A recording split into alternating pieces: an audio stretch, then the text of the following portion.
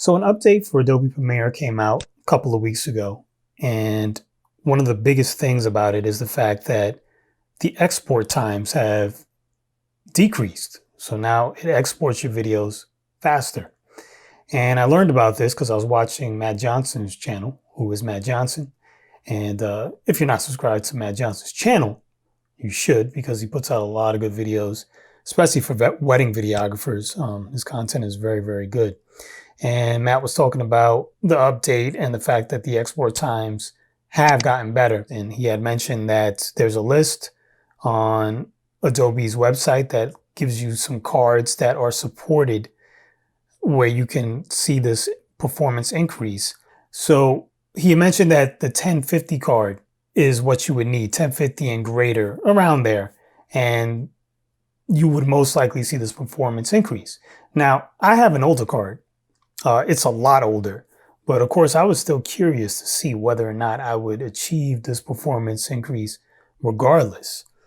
So this is what the video is about. We're going to go through two of my computers. One is a desktop computer running an Nvidia Geforce card. The other one is a laptop computer that has a Quadro card in it. Both that are not on this initial list, but let's see if we can squeeze some more performance out of them. So here's some information about the test that we're about to perform. We're going to export the same video on both computers in all the tests that I do right now. It's going to be the same as that video. So it's going to be the same exact length, which is approximately 11 minutes. In all tests in project settings, I'm going to have the video rendering and playback set to Mercury Playback Engine GPU acceleration CUDA. Also, in preferences in the media section, I'm going to make sure that I have enable hardware accelerated encoding and decoding selected for all tests. Also, when I export the video, I'm going to be exporting in full HD 1920 by 1080, and my target bitrate will always be set to 16 megabits per second. And for the bitrate encoding in that section there, we're going to go for VBR 1 pass. So all of those variables are always going to remain the same. I'm never going to change any of those things. The only thing that is changing is whether we're exporting on the desktop or the laptop, or if we're using software encoding or hardware encoding during the export. And that's really it. Now here's a look at the computer that I'm going to do this test on to start. We're going to do it on two computers. One is a desktop, one is a laptop. But here's a look at my desktop. It's an Asus desktop, and it's running a Core i7 4770S, 3 gigahertz, 8 gigabytes of RAM. And no, I never actually increased the RAM in it. I left it 8 gigabytes. And yeah, I run Premiere on it, and it's fine, really. Came with a 2 terabyte hard drive, but I actually changed that to a 1 terabyte SSD. So it does have an SSD in it. And the graphics card that I'm using is the GeForce GTX 660. And you can see the specs there, 2 gigabyte, 192 bit.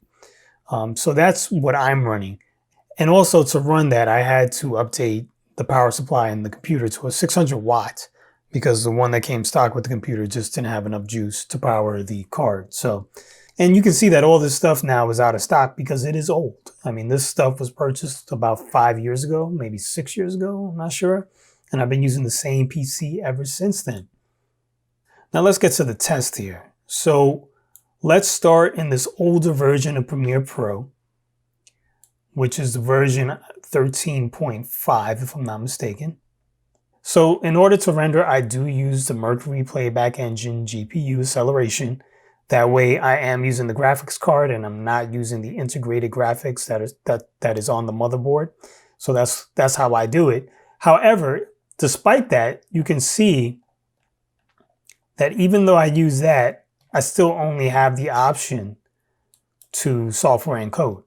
It's because this is an older graphics card. So that kind of makes sense. So let's go ahead and run the test and let's see how long it takes. In running the older version of Premiere, this 2019 version, it took approximately 20 minutes to export. Okay, so now let's go in and let's update the software and see how long it takes after I update the software. So now before we continue, I'm going to ask you to just consider donating some money to this channel so that I can continue to provide you these reviews, tutorials, and tests that help you make better decisions before buying your equipment. Now, I know some say go ahead and donate so you can buy me a cup of coffee. It could be $1 or $2. And yes, you can do that. Or you can donate a little bit more. So maybe I could buy some shoes or a shirt, something like that. Or maybe even more than that so I can pay for my mortgage. I don't know. Whatever you want to do, I don't mind. But if you can't donate money, you can simply subscribe to my channel and make sure you click the bell to get notifications. Back to the show. So this is the newer version of the software. And we're going to go ahead and take a look and see what we get. Now, when using software encoding only, there is an increase in performance. Instead of 20 minutes, it took 18 minutes. So it's not a huge increase, but for those who don't have a video card, but only have the integrated video with their motherboard, you still see a little increase in performance. Nothing crazy, but you're going to get a little something if you have, an older system like I have. Now, here's something interesting that happened when I upgraded to Adobe Premiere 2020, 14.2. For some reason, now I have the option to do hardware encoding, where with the older version I did not, now I do. So there's an added bonus in doing the upgrade. Now I have hardware encoding, but let's see if that actually increases the performance, being that I have an older card. Now you can see running this test, now we went from 20 minutes in the older version of Premiere. Now that I did the upgrade and now that I have that hardware encoding option, now I went all the way down to 7 minutes. That is a huge increase in performance. Really, it's about 3 times as fast. That's amazing, and I'm very happy with that. So here's the thing. I thought that was kind of crazy. I'm like, well, I didn't think I was supposed to get this kind of performance increase, meaning that my card was not on the list. If you go back to the list, to the website, there's actually a little section right there in the middle that says for a complete list, click on the buttons below to open complete tables. So it's not that it only works for cards that are like 1050 and greater. There's a whole slew of cards that are on that list. Even my old 660 card is on that list, and that's why it works. So no, I don't get like the H.265, 444, and all that other stuff that you can get with the newer cards. But if you look, I still do get the NVENC support. It's listed there. So what I would suggest is you just go ahead and do the upgrade regardless whether or not your card is even on this list, because for all you know, you might get performance increase. And I want to take a very quick break to ask you to subscribe to my channel if you haven't already done so, because in the next one, we'll be talking about 4 fluid heads that you can use to create some motion for your videos. Let's get back to it. Okay, so now let's move forward and test out my laptop so we can go and take a look at what I'm using. So I'm using the Dell Precision 7510 Full HD 15.6 inch touch workstation business laptop. This has a quad core i7. You can see it there, 6820 HQ, 32 gigabytes of RAM, and it came with a 512 gigabyte SSD. And it came with the Nvidia Quadro M2000M. And when we look at that Adobe Premiere supported list, it's not there on the initial page, but if you go to the expanded section or the complete list section, it is listed. So first, let's start off just exporting with software only. And let's start off by doing that in the older version of Premiere. And I'm using the same older version that I was using on the desktop. So it's 13.5. There's really no difference there. Now, the difference with my laptop is I am able to select hardware encoding even with the older version of Adobe Premiere, where I could not do that on the desktop. So we're going to test both.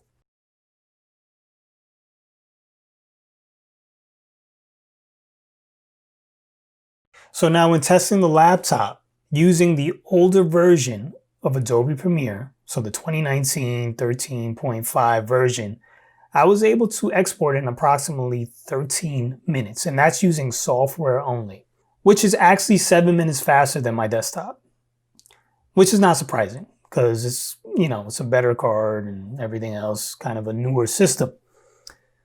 Now, when I selected hardware encoding using the older version of Premiere, I was able to export in 12 minutes. So it's a slight improvement, but not really a huge improvement.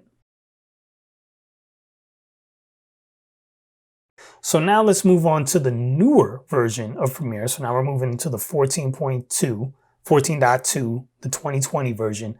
Let's see what happens then. Exporting in software only, I was able to export in 10 minutes. So there's a 3-minute increase in performance right there. Not even using hardware encoding yet. Not bad. But now, when I switch over to hardware encoding, where the magic really begins, now I'm able to export in 7 minutes.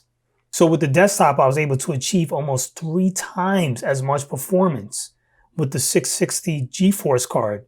But with the Nvidia Quadro on my laptop, I was only really able to achieve almost double the performance. Not even quite double, but almost. But anyway, there you go. There are your results. Make sure, if you have Premiere and you haven't done your upgrade yet, go ahead and try it. Of course, don't uninstall your previous version yet because you never know. I mean, it may not work well for your computer. It might do some crazy buggy stuff. At least you can revert back to your older one. And yeah, you might not get the performance increase, but at least you'll be able to work in Premiere. So there it goes. And boy, I would love to hear your results with your cards, especially if you have an older card. What's your experience with this? Are you seeing an increase in your export times, or did it not make a difference? Let me know. Hopefully you found that helpful. If you did, please go ahead and like this video. And please make sure you subscribe, because in the next video, we'll be talking about inexpensive fluid heads for your videos. As always, I'm Mike Turner. Thanks for watching, and I guess I'll see you soon.